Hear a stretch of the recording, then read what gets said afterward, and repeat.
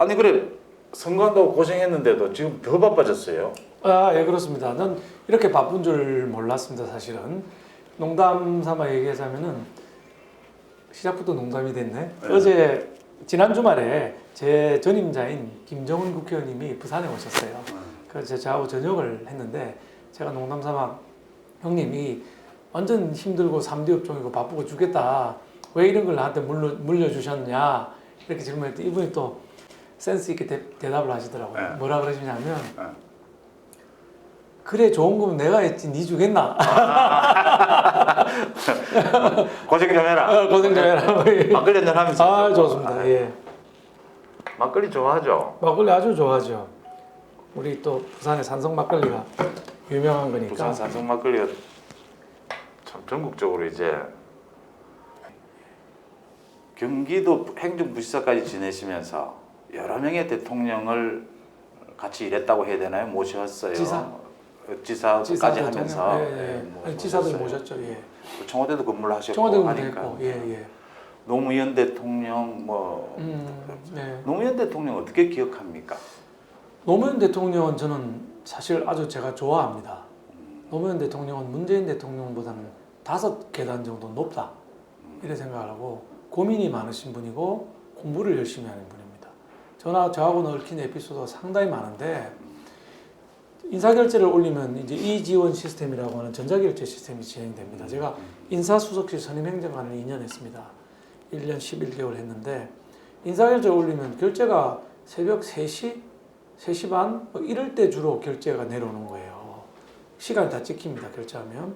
언제 한번 여쭤봤습니다. 왜 결제를 일찍 하고 주무시지 왜 새벽에 이렇게 결제를 하십니까? 했더니 대통령 말씀이 제가 가방끈이 짧아서 공부를 좀 합니다. 이래 말씀하시는 거예요. 그래서 제가 무슨 책을 그렇게 새벽까지 보십니까? 했더니 책 이름을 대는데 노벨 경제학상 받은 사람들 책 이름이 줄줄줄 나오는 거예요. 참 깜짝 놀랐습니다. 국정에 그렇게 바쁘고 온갖 일을 해야 되는데 새벽에 공부를 하시는 거예요. 그래서 우리 경제 살려보겠다고 노벨 경제학상 받은 사람들 책 읽으시는 거예요. 한 번은 저한테 이거 읽었는데 그 내용을 잘 이해가 안 간다. 뭐냐 설명 좀 해달라 이러시는데 완전 전 죽는 줄 알았습니다. 왜냐하면 그 책 제가 제목만 알았지 내용 안 읽어본 거야. 근데 일단 상식에 입각해서 이렇게 말씀드리고 이렇게 해서 지나갔던 생각이 나고요. 한미 FTA, 이라크 파병 같은 국가의 큰 그 기로에 섰을 때 대한민국을 우선 생각하셨던 분이다. 이런 생각을 합니다. 끊임없이 노력하셨던 분이고 당시에 사람들이 소위 운동권에 휩싸여가지고 저 대통령 저거 엉터리다 이래 얘기했는데 전혀 반대입니다. 운동권 출신 참모들이 노무현 대통령을 따라가지를 못해요. 사고나 토론이나 모든 걸 따라가지 못합니다. 뭐 토론은 워낙 잘하시는 분이고 지금은 완전 반대거든요. 지금 저 진중권이 의전 대통령이라 해가지고 뭐 참모들 다 들이 공격하고 있는데 이분은 자기 철학이나 자기 생각이 깊지 않다. 그래서 써준 대로 읽는 경향이 있다. 예를 들면 협치. 우리 주호영 원내대표 만나가지고 청와대에서 차 마시면서 협치를 그렇게 많이 얘기했지 않습니까? 협치하자고. 그게 진정성이 있었으면 이번에 국회가 이렇게 강대강하게 대치를 하고 뭐 김태년이나 이해찬이 한 걸음 눈물 나지 않는 상황에서 대통령이 일정한 메시지를 줄 수 있거든요. 하나만 줬으면 뭐든지 하나만 이렇게 움직일 수 있는 여지를 만들어 뒀으면 우리도 국가적으로 위험한 상황이기 때문에 국회에 들어갔을 겁니다. 원내에 들어갔어요. 전혀 양보를 안 한 거잖아요. 전혀 양보를 안 한 거예요. 아니 양보하지 않는 게 대통령의 뜻 아닙니까? 아니 그러니까 그럼 말을 협치를 하지 말아야지. 말은 협치하겠다고. 양보하지 않는 협치를 하겠다.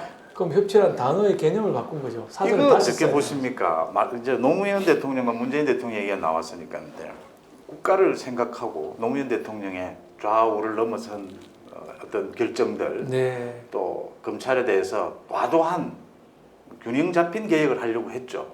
근데 지금은 그렇지 않죠. 그렇게 해보니까 실패하더라. 이젠 진영의 힘으로 밀어붙여야 되더라. 우리가 하는 것이 개혁이다, 선이다. 또 180석을 얻은 국민의 뜻 아니냐. 뭔 협치를 뭐 의논해서 하면 되지 왜 꼭 법사위원장을 통합당에 줘야 되느냐. 일리가 있지 않습니까? 오만이죠. 우리가 의석은 많이 졌지만 대신 책임지겠다는 거 아닙니까? 책임을 나라 다 망가지고 나서 어떻게 책임집니까? 나라 망가지고 집단 사고에 빠져가지고 초선들이 아무런 목소리도 못 내는 저 시스템은 정말 오만이고 위험한 거죠. 자, 18대 국회 때 우리가 의석이 훨씬 더 많았습니다. 200석을 훌쩍 넘겼고 여기는 81석이었어. 민주당이 81석. 지금 우리가 103석이지 않습니까? 22석이 더 많아요. 근데 그때 무슨 일이 있었습니까?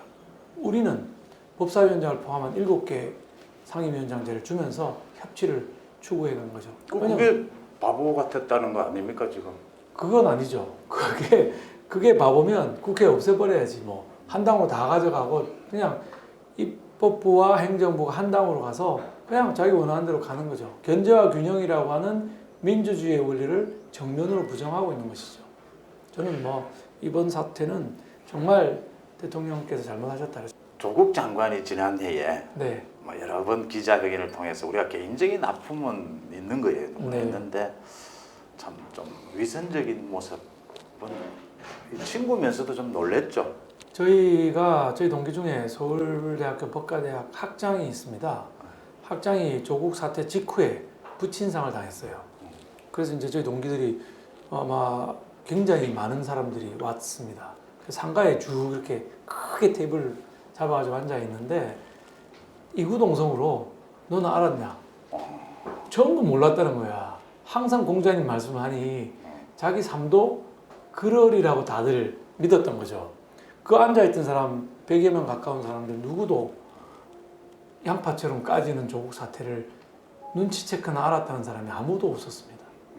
저 역시 충격이었고요. 저도 나름 같은 부산 출신 서울대생이니까 남다른 거죠. 친했고 통닭도 많이 얻어먹고 그랬고 그 뒤로도 사실 여러 번 만나고 제 출판 기념회에 조국 교수가 동영상도 보내주고 그랬습니다. 올 수는 없지만은 그 정도로 가까운 사이였는데 이거 뭐 사건 까지는 거 보니까 저도 진짜 정신이 없고 배신감? 이게 너무 강하게 느껴지는 거예요. 저 정도일 줄은 정말 몰랐다. 이런 생각. 그때 조국 사태 당시에 제가 기억나는 건 원희룡 지사가 네. 조국아 이제 그만하자 그렇죠. 라는 그런 글을 말을 올렸어요. 했어요. 예. 그거를 올리고 또 공격을 받는 걸 보면서 참 원희룡 지사도 그 참 단어를 고르다 그 말을 고른 것 아니겠습니까? 그렇죠. 내가 어떤 말을 해야 되겠냐라는 그렇죠. 건데 예. 저는 자기가 진영의 논리로서 원 지사가 했다고는 생각지 않아요. 아닙니다. 그거는. 우정이 바탕이 된 거라고 저는 그럼요. 생각합니다. 그럼요. 진영 논리면 뭐 엄청 욕하고 깼겠죠. 구가 이제 그만하자 그랬거든요. 그래요. 예. 예, 그게 이제 우리도 정말 뭉클했어요. 친구들끼리 저런다는 게. 국회의원 되니까 좋죠. 선거에서 이기죠. 또 초선인데 오자마자 온 언론에 관심을 받고 있죠. 또 실제 뭐 한마디 하면 전국에 영향을 미치는 이런 초선은 잘 없었어요. 아 그런가요? 또 지금도 바쁘고요. 예. 여러 가지로. 예. 국회의원 좋긴 좋구나 이런 생각이 듭니까? 모르겠습니다. 좋은 건지 어깨도 무겁고 사실은 저녁에 가면 잠이 안 오고 고민을 많이 하고요. 여러분들하고 통화를 합니다. 제가 생각하는 방향 이게 맞는지 검증도 해봐야지 가볍게 뭐 언론이 찾아온다고 아무 얘기나 제 생각대로 짓거릴 상황이 아니다. 이런 생각을 합니다. 책임감이 어깨가 굉장히 무거워요. 당선되고 나서 좋았던 날은 딱 하루 갔던 것 같아요. 그 다음날 일어나 보니까 우리 당이 참패를 해가지고 앞으로 이 전국을 어떻게 돌파할 것인가, 우리 소수 야당이 어떻게 전국에서 기여를 하고 내가 생각했던 법안들을 통과시킬 수 있을 것인가 하는 고민이 그때 이후로 계속되고 있는 겁니다.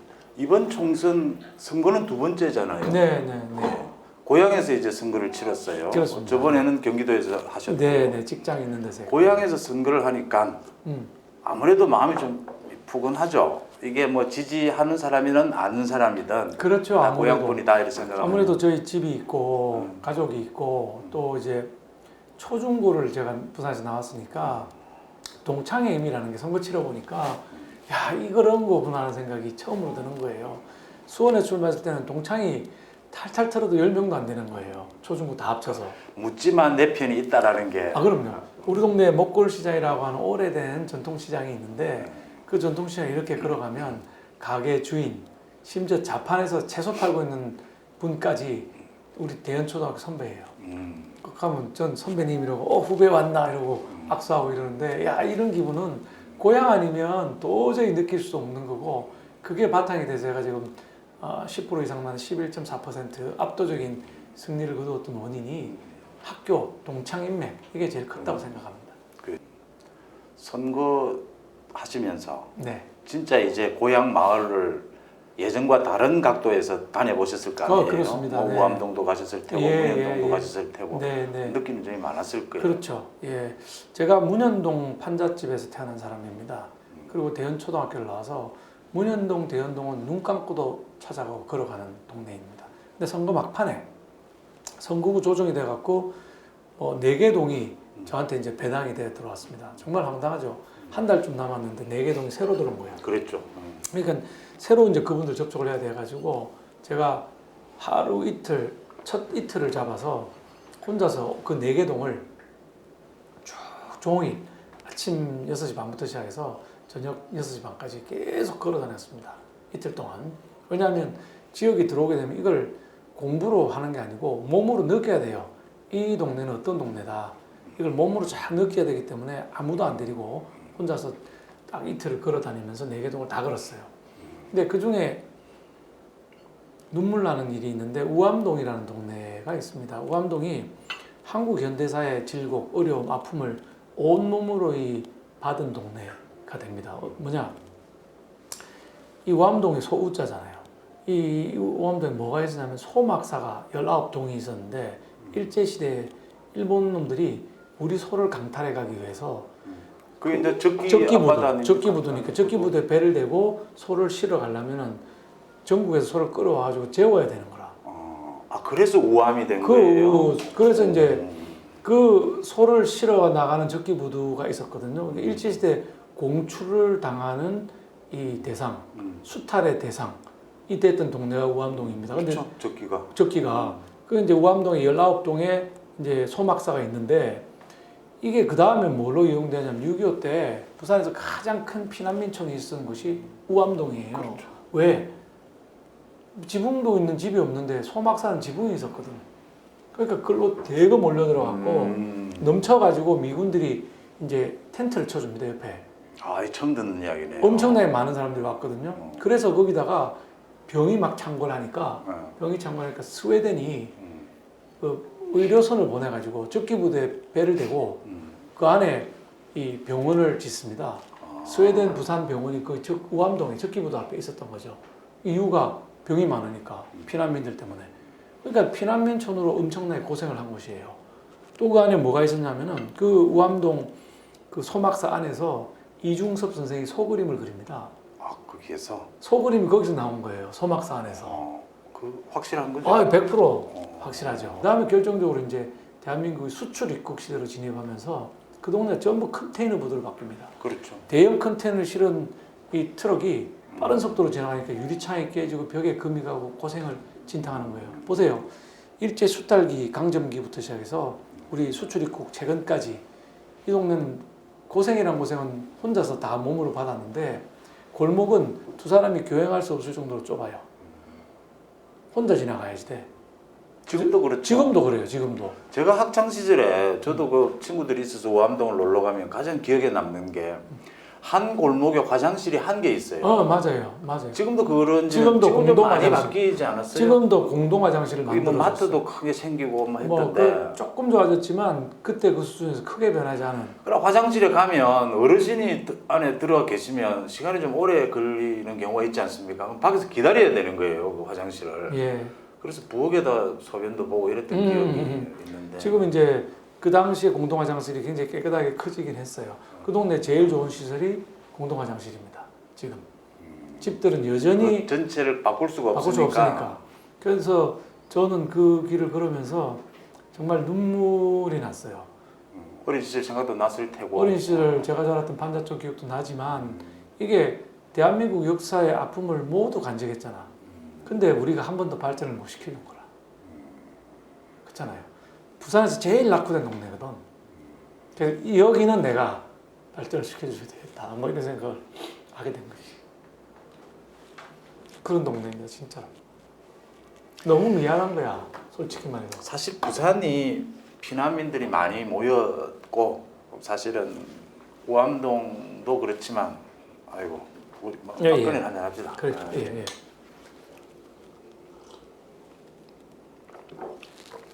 원래 이럴 때는 그 카메라가 줌으로 쫙 들어가고 이래야 되는데 우리가 지금 아니, 저 예. 카메라가 뭐 그렇게 상황은 예. 되는데 그래요. 하여튼 좌천동도 그렇고 피난민 모여 사는 데가 많이 남아있죠 그럼요. 지금도. 감천동, 영주동 뭐 이런 그렇죠. 데죠. 감천마을도 피난민촌으로 유명한 데거든요. 그랬죠. 예. 근데 우암동 적기가 가장 그 적기라고 해도 되는 거죠. 적기는 부두 이름이에요. 그렇죠. 그게 이제 가장 집약적으로 상징이 된다라는 건데 그거를 그 역사를 이렇게 살리면서 잘 가꿀 방법 이런 것들 생각을 그래서 해야 제 될 공약 거죠. 사항 중에 하나가 그 동네를 발전시키기 위해서 뭔가 좀 앵커 되는 게 있어야 되겠다 해서 피난 수도 부산 박물관. 부산이 피난 때 수도였거든요. 근데 그런 거 있지 않나요 지금? 없어요. 없어서 그런가요? 피난 수도 부산 박물관을 거기다 만들어서 그 동네의 역사를 담고 앵커로 이제 사람들이 올 수 있는 곳으로 만들어 드려야 되겠다 이런 생각을 갖고 있고요.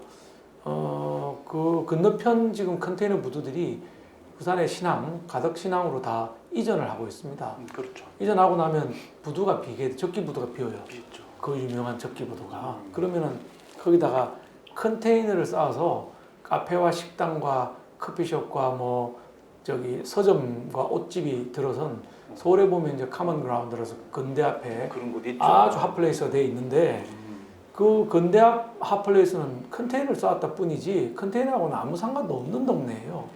근데 적기부두 요즘 뭐 그런 거 많아요. 뭐 많잖아요. 그뭐 약간의 인연만 있어도 그러니까 적기부두가 오리지널이라 원래 컨테이너 부두가 있던 곳인데 철거해 가면서 컨테이너를 쌓아서 젊은이들 올 수 있는 핫플레이스를 만들고 그래서 길을 건너오면 피난수도 부산 박물관이 있고 역사도 알고 아주 마더난 시설에서 밥도 먹고 옷도 사고 커피도 마시고 게다가 바다가 있으니까 바로 앞이 뭐냐면 영도예요. 그렇죠. 그러니까 그저 영도를 바라보면서 커피도 한 잔 뭐 먹고 가면 그 동네가 살 수 있겠다. 이런 소고기 집도 해야겠어요. 그 우암동이 그런 내력을 갖고 있었다는 걸 저도 참.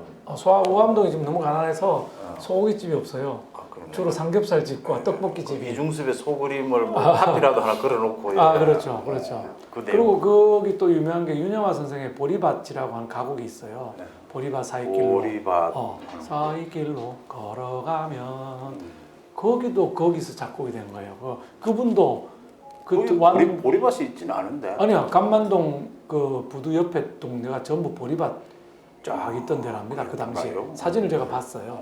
봤더니 감만동 그때는 집도 하나도 없고 부두하고 보리밭 이렇게 있는 정도였는데 그 보리밭 작곡을 거기서 했다는 거죠. 그런 스토리가 한두 개가 아니에요. 그런 걸 다 발굴해서 박물관에 반영하고 싶은 거죠. 먹으면서 합시다. 그럽시다. 뭐 예. 가리비도 나오고 뭐 예. 반찬이 많이 나왔네요. 홍합당의 경우에 지금 초선 비율이 절반이 훌쩍 넘어요. 그럼요. 57%니까. 중진이라는 중진은 다 공천에서 떨어지고 선거에서 떨어지고 위에 선배들 없었죠. 좋죠. 그게 우리 당의 힘이다.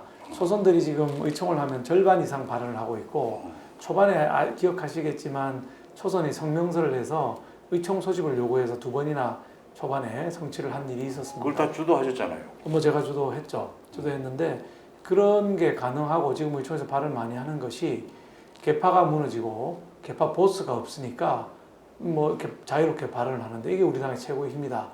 반대로 민주당 같은 경우는 개파가 강하게 남아있기 때문에 초선들이 아무 소리도 안 하는 게 제일 큰 약점이다. 이런 생각. 윤미향 사건, 사실 조국 사건보다 더 심한 사건인데 저당 초선들은 아무 얘기도 안 하지 않습니까? 일사불란하게 딱 닫고 있는데 저거는 위에서 말을 못하게 하니까. 그러니까 그 민주주의 공당이 아니고 목소리가 살아있지 않은 정당이고 집단 사고에 빠질 가능성이 우려가 매우 큰 정당이다 이렇게 보는 것이죠. 얘기가 다시 되풀이 됩니다만 학교 다닐 때 네. 나경원 대표는 그때도 인기가 많았죠. 아이고 인기가 너무 많았죠. 예. 저희 때 여학생이 드문 시절인데도 11명이나 여학생이 서울부대 진입을 했는데 하나같이 다 그 머리도 좋지만 미인들이었습니다. 그중에 나경원 원내대표가 뭐 군계 일학, 낭중지추였죠. 예. 집안도 이렇게 좀 여유가 있는 집안이었으니까. 그렇습니다. 그러니까 옷 입는 것부터 우리하고 달랐으니까 우리는 뭐 군복 물들인 거 이런 거 입고 부산에서 촌놈이 부산 촌놈이 올라와가지고 네. 운동화도 뭐 그냥 아무 상표 없는 운동화 신고 가는데 그 당시에 이제 우리 잘 나가는 집안의 금수저 자녀들은 나이키 운동화, 조다시 청바지, 뭐 이런 거. 그때도 나이키 있었죠. 나이키 있었어요. 우리 1학년 때 나이키 있었어요. 나이키가 보통 신발에 한 10개 정도 가격을 했는데 그거를 이제 신고 다니는 사람들이 있고, 더 재밌는 거는 그거를 구겨 신고 다니는 사람이 제일 부자다. 나이키는 나는 구겨 신고 다녀. 뭐 이런 정도의 분위기였던 시절이었죠. 또 지금도 기억나는데 그 당시에 최고의 음식이 통닭이었습니다. 통닭. 그렇죠. 기숙사에서 2달에 한 번 통닭 반마리를 주는데 통닭 반마리 줄 때는 아무도 밖에 밥 먹으러 안 나가는 거야.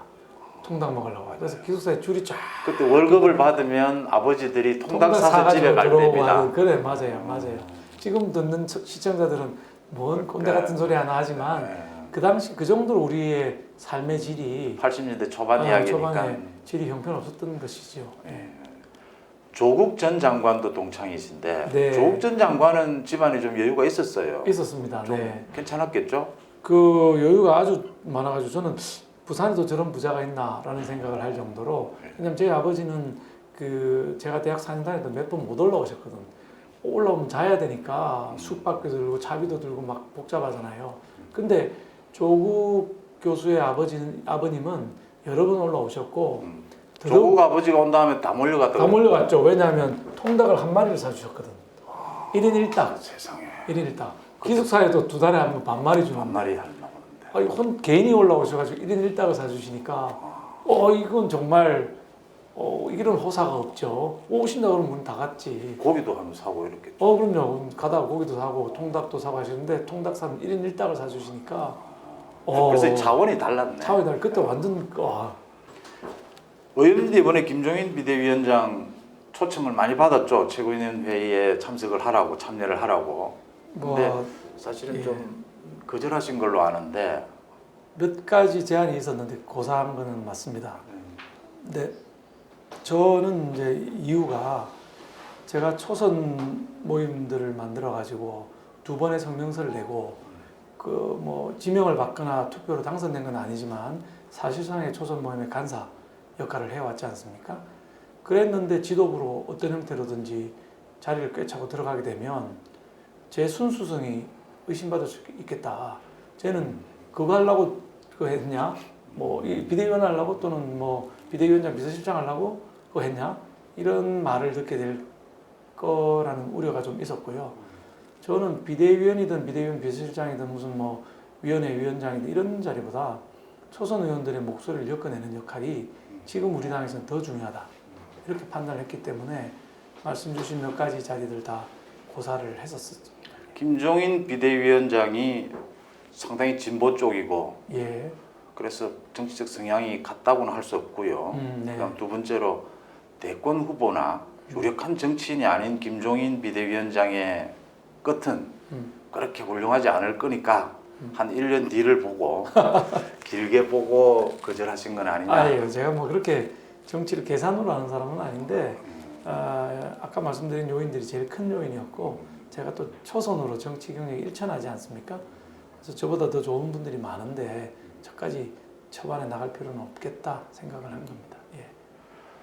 자녀가 2명이 있고 또 부인 있고 네. 정치 활동하는 거 어떻게 응원을 합니까? 아니면은 정치 안 했으면 좋겠다 이렇게 생각합니까? 이번에 제가 다시 출마하게 된 거는 저희 집사람, 저희 아내 격려가 제일 컸습니다. 사실 제가 출마 안 하려고 아주대학의 교수로 있고 매일경제 칼럼니스트하고 한반도 선진화재단 대표로 싱크탱크 역할만 했고요.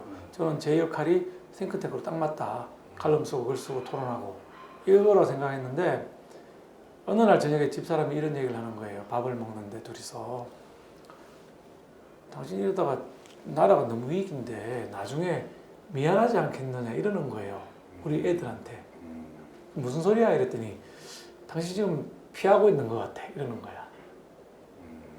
근데 그날 저녁에 잠을 못 자서 사실은 내가 이거 글 쓰고 뭐 정책 만들고 토론하고 이거 도망 다니는 것 같다. 책임이 없잖아요. 안 되겠다. 정면으로 붙어야 되겠다. 나라가 이렇게 어려워졌는데 내가 30년 이상 한 국록을 먹은 사람으로서 도망만 다니는 걸로 비춰질 수도 있겠다. 그러니까 정면으로 들어가서 온몸으로 부딪히자 이런 생각을 했거든요. 근데 그 생각을 또 그 전에 사실 붙여준 분이 계셨어요. 지금 제가 약간 눈물 날라는 게 그분 생각 때문인데 박세일 교수. 박세일 교수님 돌아가실 때 임종을 제가 했는데 정말 너무 힘들어서 말씀이 안 나오시는데 말씀을 억지로 하셨어요. 힘들게. 예를 들면 박 이러면 한참 있다가 수, 또 한참 있다가 영 이렇게 이제 제 이름을 겨우 부르신 거예요. 그러고는 대한민국 잘해라 이러고 돌아가셨어요. 그 말도 띄엄띄엄 이제 겨우 들릴 정도로 하셨는데 참 박세일 교수는 우리 사회에서 참 볼만한 어른이셨죠. 예. 아니 근데 저는 이 나이에도 아직도 집사람에게 바가지 긁히고 이러는데 참 그런 말씀을 하는 동지에 가깝다 그죠? 네, 예. 참. 너무 고맙죠. 너무 고맙죠. 선거도 엄청나게 도와줬고요. 우리 이제 큰아들은 해외에 근무하고 있는데 코로나 때문에 들어오지를 못했어요. 그때 한국이 코로나가 극성기라 가지고 들어오지를 못했고 작은아들하고 아내가 도와줬는데 두 사람도 엄청나게 도와줬고요. 발이 완전히 불을 정도로 도와줬고 지금도 시장에 제가 가면 집사람 얘기를 많이 해요. 상인들이 너무 열심히 했다. 근데 우리 둘째 아들도 진짜 열심히 한 거예요. 둘째 아들도 이제 그 선거를 치렀는데 선거가 4월 15일인데 4월 20일 날 입대 영장이 4월 20일로 나온 거예요. 그래서 15일까지는 엄청나게 이제 선거를 도와주고 사실 입대하기 전에 놀고 싶잖아요. 그렇죠. 근데 전혀 놀지 못하고 저 선거 도와주고 지친 몸을 며칠 쉬고 바로 입대를 했는데 박수영이 합시다 그래. 그럽시다. 아이고 이거 뭐 박수영이 생각하는 그리는 한국 정치의 큰 그림은 아까도 말씀하셨지만 뭐 어떤 겁니까? 좀 이제 젊은 친구들이 볼 때 저 정도면 예. 좀 선진 정치다. 우리도 선진국 같구나. 이런 거겠죠. 저는 정치의 떡을 줄이는 게 제일 큰 숙제라고 생각합니다. 정치의 떡과 떡 꾸물이 너무 크기 때문에 분화방들이 다 몰려드는 거거든요. 이 부분을 없애지 않으면 한국 정치 발전할 수가 없다. 그 떡 꾸물 중에 제일 큰 게 자리, 공기업 사장. 예를 들면 뭐 도로공사 사장이 있다 이러면은 도로공사법에 도로공사 사장은 대통령이 임명한다 이렇게 법률로 규정이 되어 있습니다. 저는 도로공사 사장을 왜 대통령이 임명해야 될지 모르겠는 거야. 초창기에 우리 도로가 너무 없을 때는 뭐 그럴 수도 있죠. 대통령의 국책 사업일 수도 있는데 지금은 도로라는 인프라는 거의 다 깔려 있는 상황이고 사실 도로공사가 별로 할 일도 없어요. 도로 있는 도로 관리만 잘하면 되거든. 그건 관리 잘하는 전문가를 앉히면 돼요. 그리고 대통령이 굳이 자기 떡고물을 갖고 있다가 나눠주는 이런 형태로 비전문가인 정치인들이 다 간다고. 삼선사선 하다가 떨어지는 그러니까. 사람들이 가는 자리 아닙니까? 그러니까 그걸 왜 그렇게 해야 되냐 그죠? 삼선사선으로 국가에 봉사했으면 됐지. 대통령 선거를 도왔는데 그런 자리 하나 줘야 되지 않겠습니까? 그러니까 그 선거를 돕는 치열한 각축을 하는 고리가 이 자리에 있는 거예요. 이걸 끊어버려야 대통령 선거가 정상적으로 정책 선거로 돌아가지. 이 정말 목숨 내걸고 가짜뉴스 내걸고 마타도화하고 상대방 음해하고 이런 식의 선거를 지금 계속 가져가면 나라가 망하는 거죠. 선거에 돈도 많이 들잖아요. 이런 거 하느라고. 아주 심플하게 정책으로 선거하고 TV 토론하고 투표하도록 해야지 이게 뭐 2년씩 3년씩 잡아갖고 대선에 올인하면서 돈 많이 들고 거기 들어간 사람 다 지 돈 써가면서 또 하고 말이죠. 이게 뭔데? 자리 때문에 그러는 건데 이걸 없애야 되는 거예요. 제일 전문가를 안 찾으니까. 그거 다 알지만 뭐 선거 때 열심히 한 사람 안 챙겨줄 수가 없으니까. 그 선거 때 열심히 한 사람 의원님도 그 이번에 총선 준비하면서 도왔던 사람들 좀 챙겨 주셔야 될 걸요. 전 지금 지역에서 욕을 먹고 있지만 이 고리를 끊어야 된다. 그거 욕 먹으면 안 되는데. 뭐 할 수 없습니다. 뭐 저는 그 동안에는 어쩐지 모르겠지만 선거 도와준 사람들한테 도와줘서 고맙다. 도와줘서 고마운데 저가 좋아서 도와주든지 우리 당이 좋아서 도와준 걸로 생각한다. 그러면 그 마음 끝까지 유지해달라. 그렇지만 내가 어떤 페이버를 주거나 취업을 시켜주거나 하는 거는 뭐 있을 수가 없다. 선거 때 판교 우리 테크노밸리 저걸 만들어 내셨지 않습니까? 네. 그 어려움에. 그럼요. 남구를 판교의 테크노밸리처럼 서울보다 더 잘 사는 부산. 잘 사는 아니고 서울보다 더 잘 사는 부산. 서울보다 나은 부산. 나은 부산. 나은 부산. 뭐 여러 가지가 있을 수 있으니까. 그 나온 부산이 되겠습니까? 가능하다고 생각합니다. 박원순이가 계속 있는 이상은 저 서울시는 저 물을 계속 받아가면 참 서울시가 지금 계속 떨어지고 인구도 떨어지고 GDP도 떨어지는 내려오는 형국으로 가고 있거든요. 경기도하고 격차는 엄청나게 벌어졌고요. 격차가 벌어진 시점은 판교 테크노밸리예요. 부산이 인구는 서울 따라갈 수 없을지 모릅니다. 면적이 적으니까. 그렇지만 삶의 질은 따라갈 수 있다. 서울보다 나은 부산 만들 수 있고요. 부산의 제일 문제가 지금 일자리인데 340만 먹여 살 수 있는 일자리는 저한테 맡기면 충분히 만들 수 있다. 어디서나 막걸리 자주 드시고요. 예, 감사합니다. 고맙습니다. 아이고 고맙습니다. 네.